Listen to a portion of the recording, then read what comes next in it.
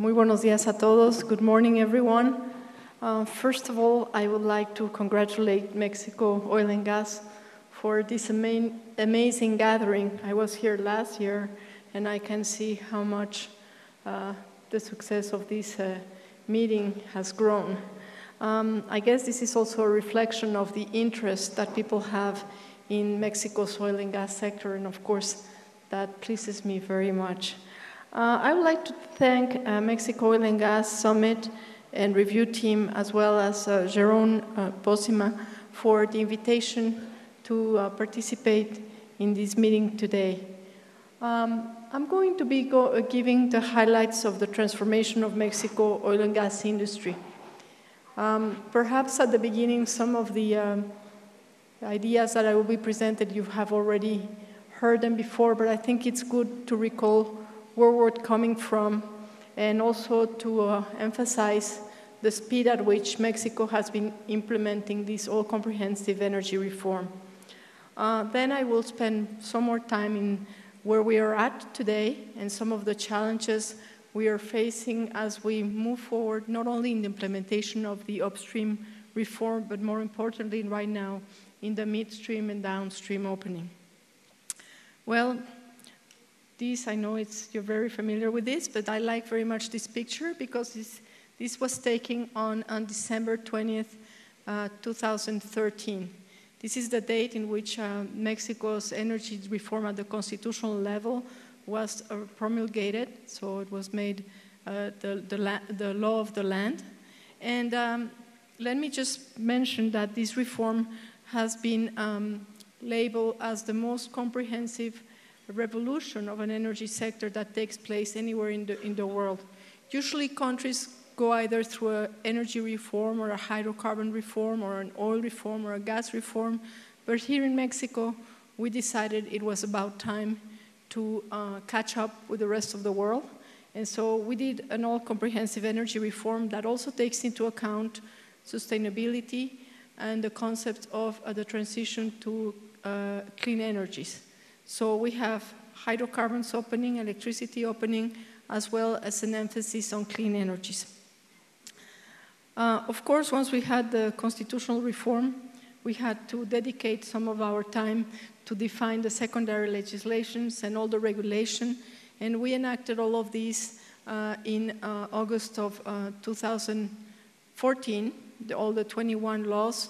There was one law, the Energy Transition Law, which was approved by Congress last year. But other than that, we had these 21 laws, and in addition to that, 25 regulations that were enacted in October of 2014.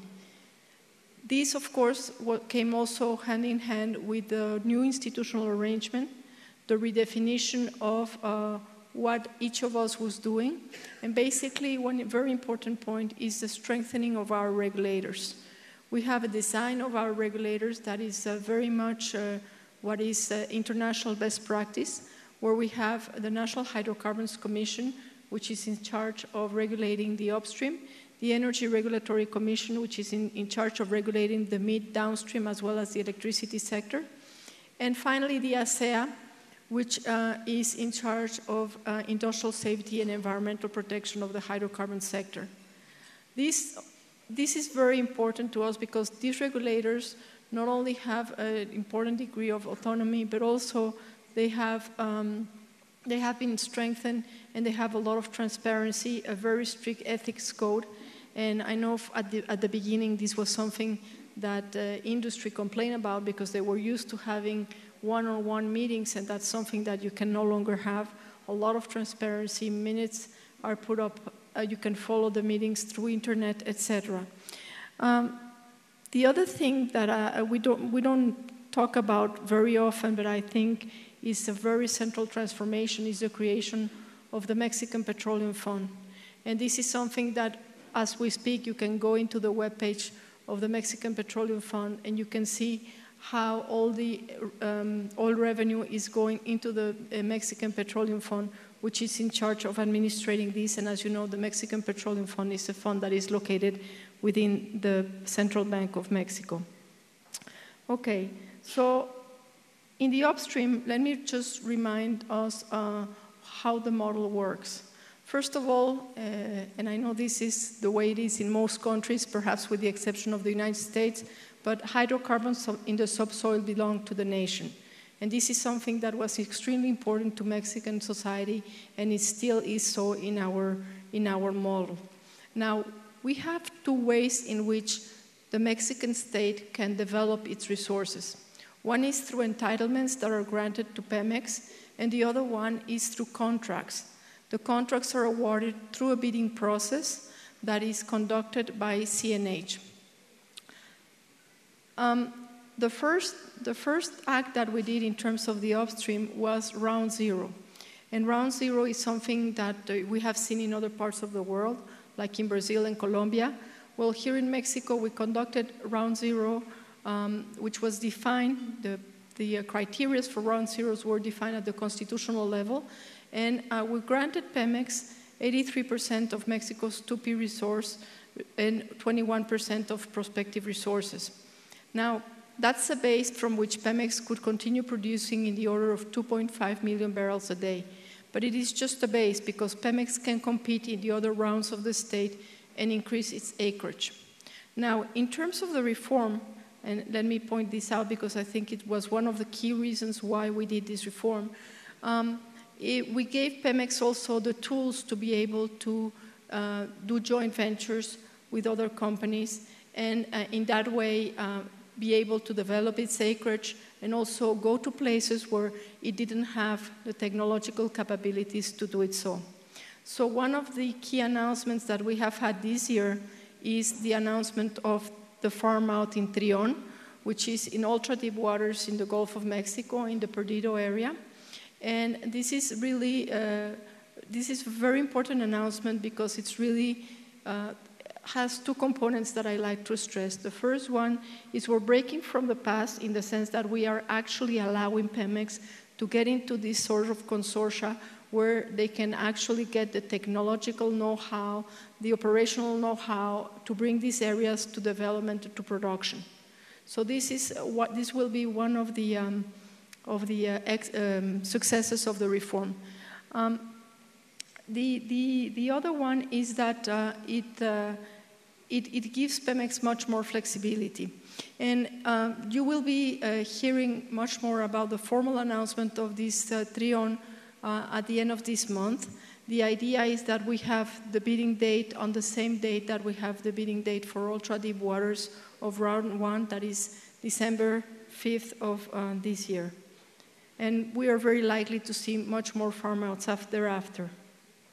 Now, round one, so we have Pemex and then we have the rest of the acreage that was retained by the state. And round one was the process that we implemented last year. Round one had 4 bids. The first one was for explorations in shallow waters. Extraction in shallow waters was round 2. Mature fields onshore, round 3. And round 4, ultra-deep waters that was announced last year, but the bidding date is December 5th of this year.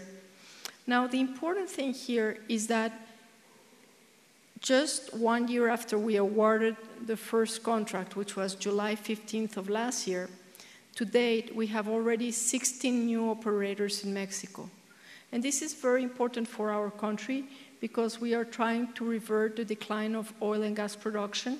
And the fact that we have more operators working in tandem with Pemex, it's very important because we're going to be seeing an increase in our restitution of reserves, in our production, and of course this will give us much more energy security at the same time that we have job creations.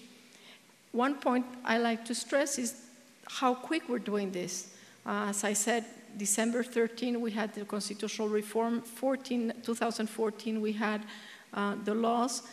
Last year was the first year that we awarded the first contract, and in 1 year, we already have awarded 30 contracts. 30 contracts, 26 of which have already been signed. There are 6 contracts that will be signed in September. So this is the 4th bid, round 4, and we implemented, we announced round 4 at a very difficult time in terms of oil prices. Just to remind, I like to remind the audience of this because it's really striking.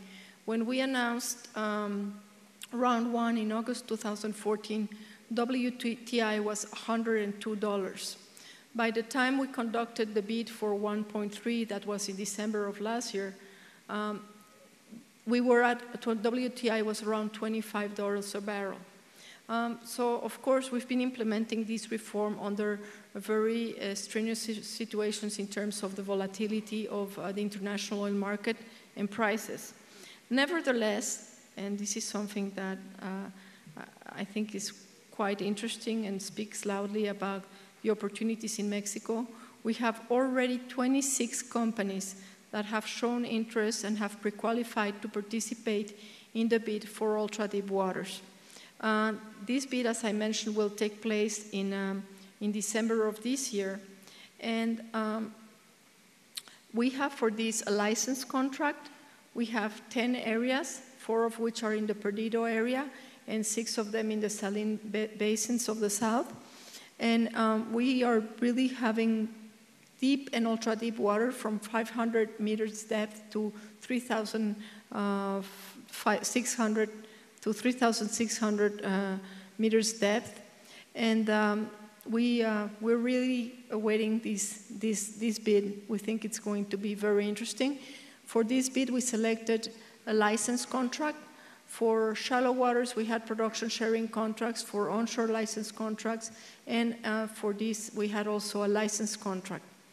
Now, yesterday, as you may know, we announced the beginning of round 2. Round 2 began with, let me see if I have it right. Round 1 began with the first bid, which is for exploration and extraction in shallow waters. We presented 15 blocks. We took into account a lot of the learning that we got from the past year. And this is something that I would like to emphasize. We do have a lot of interaction with industry. We get a lot of feedback, and I like to thank AMEXI, Consejo Coordinador Empresarial, and Coparmex for all the meetings that we have had and all the feedback that they have given us. We take it seriously, and we also have talked to experts, international experts, and looked at international best practice. So what are some of the lessons learned in terms of this shallow water bid? Well, the first thing that we learned had to do with materiality, the size of the blocks. So the blocks that you see here in this map are very much the same size as Block 7, which was one of the blocks that was mostly competed for during the 1.1 round. We're talking of blocks that have at least 500 square kilometers. Some of the blocks are bigger, like, I don't have a pointer, but like the block that is on the further side towards Yucatan, and one that is more in the middle. Those blocks that are bigger because they are blocks that we assume that they have natural gas. And we're very much interested in getting on domestic production of natural gas and condensates. The other thing I like to point out about this is that we also made some changes in terms of the contract. We're taking all the amendments that we've been doing to the contracts from 1.1, 1.2, 1.3, 1.4, and we're taking them into account and putting them in this new contract. So some of the concerns that industry had at the beginning, and that also made our very first contract look more like a service contract, have been taken away, and this is really a new contract, and I invite you to take a look at it. We have created a new web page. We used to have a web page Ronda Uno. Now we have a web page called Rondas Mexico that you can access, and you can download the terms and conditions and the model contract for this bid. This bid will take place on March 22nd, 2017. The work commitment in this contract and the way the contract is designed really aims at getting activity going fast. But we also keep this balance to make sure that if you have a discovery, you can still keep on doing exploration work. The idea is to be able to have first barrel by 2020. Now, as you know, last year we announced our 5-year plan, and we presented first a draft in June. We got a lot of feedback from industry and from local states, and with that, we made the amendments needed to present this 5-year plan in September. What I would like to emphasize about this is that we take nominations very seriously. So some of the changes that you can see in the 5-year plan had to do with the nominations, but also the design of the round that we presented yesterday very much keeps into account the nominations. So for the areas that we presented yesterday, we got, for 14 of the 15 areas, we got between 1 and 8 nominations. So any company interested in nominating areas in Mexico, they can go to CENER, to the Undersecretary of Hydrocarbons. They signed a confidentiality agreement with the Dirección General de Exploración y Extracción de Hidrocarburos, and they can present their nominations, and we evaluate them and take them into account. As I said, this takes place in the first semester of the year. Thank you. Okay, now, natural gas. Often when we have talked about natural gas, we have talked about the development of the pipelines. And I know I didn't bring the map today. I know many of you have seen it many times. But I think what we are achieving under President Peña Nieto administration regarding the development of pipeline infrastructure is quite amazing. We are developing over 10,000 kilometers of pipelines throughout the country. The idea is to bring natural gas to every single Mexican state. Of course, we're incrementing dramatically the number of interconnections with the United States. And this makes full sense because, as you know, the United States is still the area of the world where we have the cheapest natural gas. We began the administration having critical alerts of natural gas, and today we can say that we have kept over 2 years, almost 3 years, without critical alerts, which is quite a good record. Now, having the infrastructure is indeed a very important part of the strategy, but it is not enough. We have a 5-year plan also. We do the planning, and we will be presenting the updated version of this 5-year plan next Monday. So Senagas, which came out of the energy reform, which is the natural gas independent system operator, keeps very clearly the balance between supply and demand, and proposes to CENER the amendments to the 5-year plan. And that allows us to send the right signals so that we can have the different types of pipelines, either strategic pipelines that are bid by the state, either by CFE or Pemex up to August of this year, and started August of this year, they can be bid by Senagas. We can have commercial pipelines, merchant pipelines, and basically any company interested in developing a merchant pipeline can go to CRE and get a permit and basically develop the pipeline at their own risk. And social pipelines, which are pipelines that don't make commercial sense, but that from the point of view of the state, we believe it is important to push the development of these pipelines to bring natural gas to areas of the country where we want to further economic development. But having the infrastructure is not enough. We need to develop a natural gas market. And we announced the natural gas market policy in June. We got feedback from interested players, mostly from industry, from regulators, and from all the key participants in this industry. And we will be announcing as well on Monday the new natural gas market policy. The idea, indeed, is to create a competitive natural gas market where we have specific hubs and where pricing is reflected in the hubs. This is very important to boost domestic production of natural gas, specifically in the southern part of the country. Let's see. No, I don't think we can see it very well. In this area.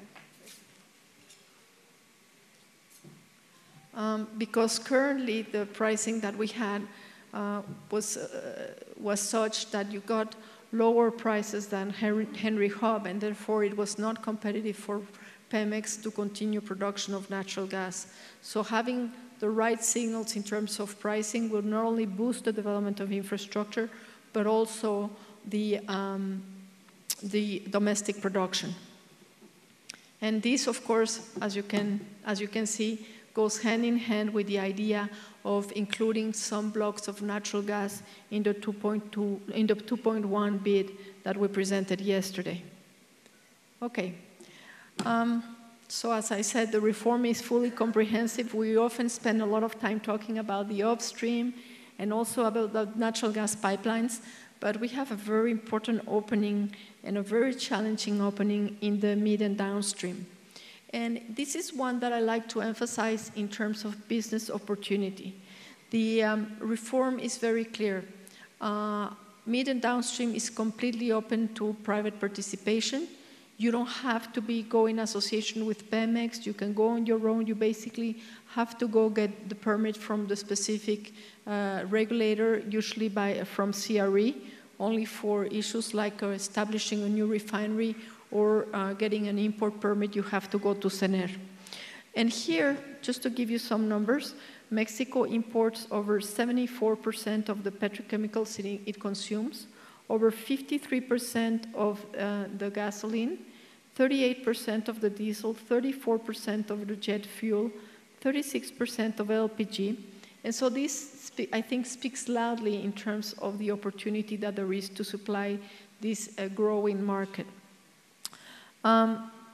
We began also this opening in the midstream and downstream, especially in the downstream, with a certain sequence. And so in terms of gasoline and diesel, we began first with the competition by brand, which began this year, and we decided to move up the opening for imports of gasoline and diesel in April of this year. We have given many permits as we speak, and we have already given permits that can fully include the amount of of gasoline and diesel that is imported into the country. The other thing is that we are beginning to see new brands already that are being established in Mexico. Some of these new brands of gas stations are basically franchises of Pemex that are becoming, changing labels basically. But what we would like to see, and there is plenty of opportunity of it, is new, completely new gasoline stations, gas stations. There is an urgent need to increase that in Mexico, as well as a need to increase storage and transportation, mostly through pipelines of refined products. Now, let me stress that in this area also there is a lot of opportunity because we have limited storage, and Mexico urgently needs to grow its storage for refined products. We're going to be issuing a energy security policy that is pretty much along the lines of what is done in other OECD countries to make sure that we can increase our energy security regarding refined products. Now, one very important point of the reform is that it was not defined just solely on the base of increasing Mexico's energy security or increasing Mexico's oil revenues. We wanted to make sure that this reform benefited Mexican society and that it generated new jobs. And one of the elements that we included in the reform to do so is local content requirements in the oil and gas contracts and the idea of boosting the development of value chains. So all of our contracts include requirements for local content, and we are working very closely with the Secretariat of Economy and with industry to make sure that the right signal is there and that we can see the development of the industry that we need here in Mexico to be able to supply the oil and gas industry. Now, This, I like to stress, I'm convinced Mexico could be very good at becoming a hub that supplies the energy industry in the world. We have been very successful doing it in the automobile industry, in the aeronautical industry, and given our experience with the manufacturing sector, we should very much be able to do it as well here. Another element of the reform that is not often mentioned has to do with the sustainability aspect, which was included in the Article 25 of our Constitution. And basically, sustainability understood in the economic, social, and environmental sense. And this means that there is a whole chapter in our hydrocarbon law about how to get the social license to operate. We are convinced that this part is extremely important to make sure that the activity and that your investments are secure in the sense of having the social license and getting the support from the communities instead of having confrontations or challenges to the projects. We also have been working in the enactment of the consultations to indigenous populations, and this, of course, has been groundbreaking in terms of what is done in Mexico, even though we are part of the 169 Convention of the International Labour Organization. We had not seen this before for infrastructure projects. Now for the oil and gas industry as well as the electricity sector, we have to conduct these consultations. And finally, I'd like to mention transparency. Transparency has been a key element of the reform that has been established at every single level. And in addition to the elements of transparency that are well known, that you have been able to see as we have been implementing, for instance, our bidding rounds, where we do it completely in the eye of everyone, and you can see very clearly the results, not only the bidding date, but from the beginning to the end of the process, and the fact that the awarding variable is an economic variable, that there are no negotiations, etc. Mexico has been working towards becoming a country candidate of EITI, which is the Initiative for Transparency in the Extraction Industry. It's a very interesting process because it's not something that the government decides to present a candidacy. It has to be a commitment that you take as a country. So we have been working with civil society, with industry, and of course with the government to make sure that we have a proposal, a joint proposal that we can present to EITI and that we can comply with, and which one will be evaluated in terms of transparency, not only in the energy sector, but also in the mining sector. And finally, I like to mention also that in terms of some of the efforts that we're doing at the internationally, Mexico has been working towards presenting its candidacy to become a member of the International Energy Agency. And this is important because we will be sitting at the table with other OECD countries to discuss energy policy. Well, as you can see, a lot has been going on in the past few years. I know sometimes it seems like we're going slowly. There are many other things that people would like to see moving faster. But I wanted to show the dimension of the challenge that we have faced and how far we've been able to advance. Thank you very much for listening, and I'm open to your questions.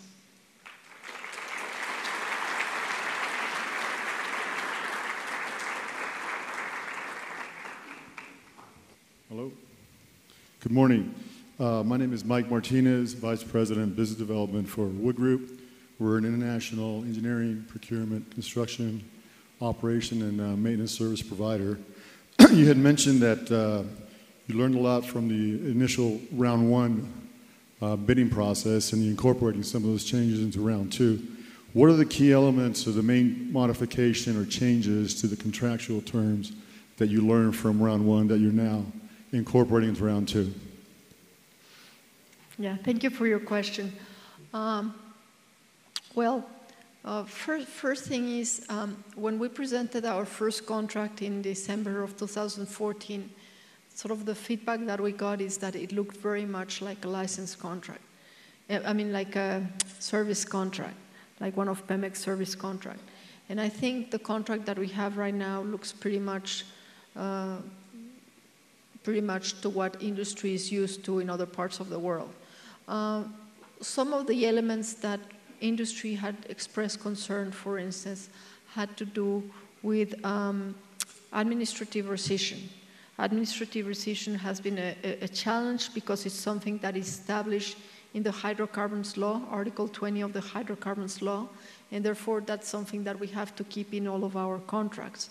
But what we did is that we established a process through which there can be a process that starts and that can last up to 2 years before the administrative rescission processes actually began, in which there is interaction between the contractor and CNH to try to understand where the key issues are and see if they can be amended prior to starting the procedure. There has been a clear definition of what we mean by certain concepts, like what do we mean by accidente grave, dolo culpa, some of the legal terms that we have in Mexican law that not necessarily correspond to what you have in Anglo-Saxon law, for instance. We had reduced some of the elements of contractual rescission. We have adjusted some of the terms regarding corporate guarantee or compliance guarantee. We have reduced also a lot of the what we call the red tag, the reporting. So we've been moving a lot towards what is more common in other parts of the world.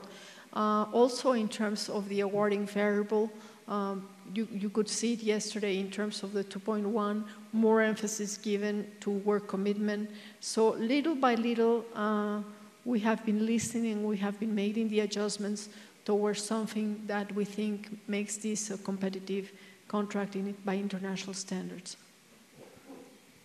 If we have no more questions, then I have one last one. Of course, we're about 60%, 65% of the term of this administration. How should this administration measure the success of the energy reform and the licensing rounds when it gets to the end of this term? And what do you think could be the main differences between the definition of success of the government and of the new operators? Oh, okay, this is a hard question. And I'll say why it's a hard question. It's a hard question because there is always the political answer to the question and the technical answer to the question. And I often get into this challenge about politically. The political answer would be, you know, we reach a very high level of production, or, you know, we have a lot of contracts signed, etc. And as you people in industry know, we will be seeing a lot of barrels coming out of this reform, but we will not be seeing them in 2018. And that, from a political point of view, is bad news. So how do we measure success?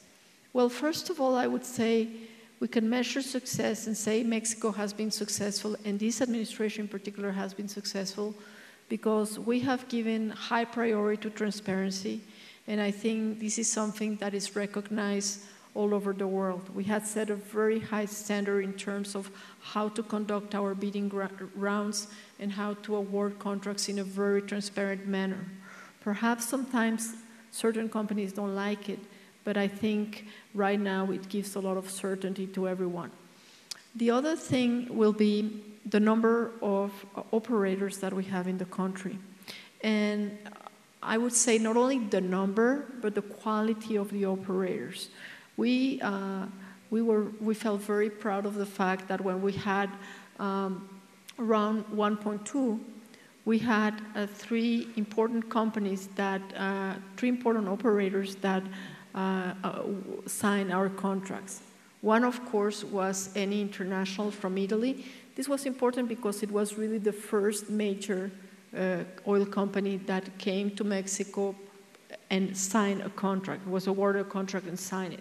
The other one was the consortium between Bridas and Bridas from Argentina and BP, having a consortium in which BP has 60% of the share. Well, it also is a signal that we are not so far from where we should be. And of course, the third contract was signed by a consortium in which Fieldwood, the operator Fieldwood, which is the most important or most successful shallow water operator in the Gulf of Mexico on the U.S. side, signed a contract with, in joint venture with Petroval.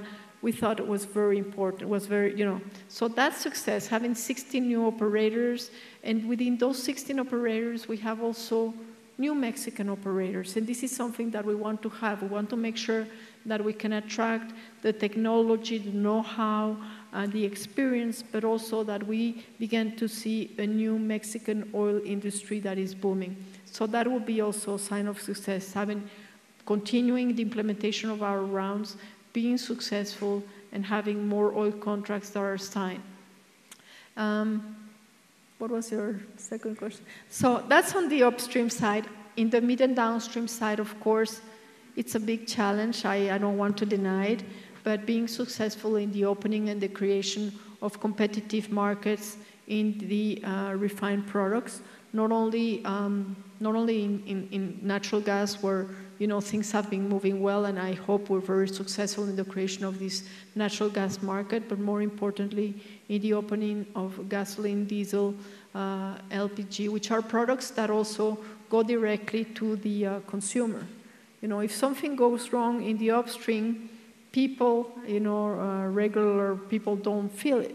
But if something goes wrong in the opening of the gasoline market, for instance, well, a lot of people would be really upset.